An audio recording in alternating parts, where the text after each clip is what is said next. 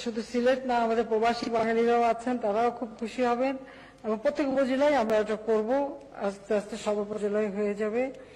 তবে সবাই মিলে দোয়া করবেন যেন এই করোনা ভাইরাস থেকে যেন বাংলাদেশের মানুষ মুক্তি পায়। আমাদের দুঃখজনক যে আমাদের এমপি মাহবুব সামাদ মারা গেল, ওটা সত্যি খুব দুঃখজনক। তার মাগফিরাত কামনা করি, থাকলে খুব খুশি হতো আজকে।